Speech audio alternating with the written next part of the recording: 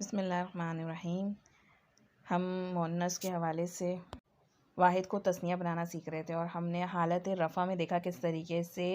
آخر میں آنی یعنی الف اور زیر والی نون لگتی ہے گی تو رفع کی حالت کا تثنیہ بن جاتا ہے۔ اب ہم دیکھیں گے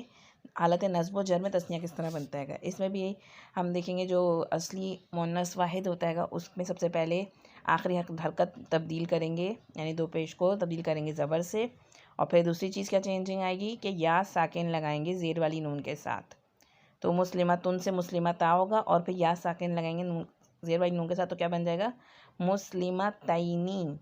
مسلمتینی۔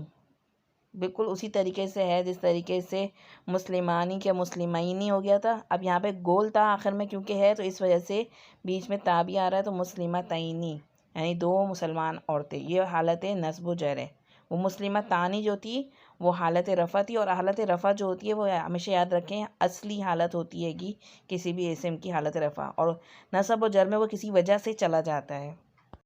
تو یہاں پہ اس تثنیہ حالت نصب و جر میں مؤنث کی دیکھ لیتے ہیں تھوڑی سی اگزامپلس میں،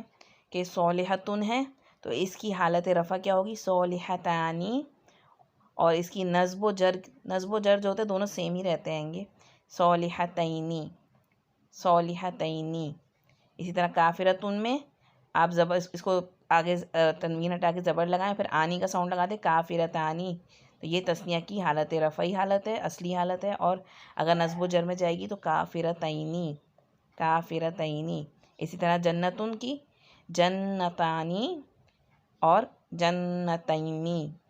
جنتینی۔ آخر میں یا نون کا ساؤنڈ آئے گا اور زیر والی نون کے ساتھ آئے گا تثنیہ میں ہمیشہ۔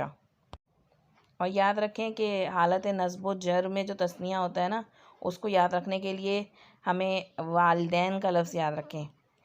اس میں یا نون آتا ہے گا اور اس سے پہلے زبر ہوتی ہے، اور والدین ہمیشہ دو ہوتے ہیں، اور قرآن مجید میں بتاتے ہیں وبالوالدین احسانا، تو یا نون جو ہوتا ہے گا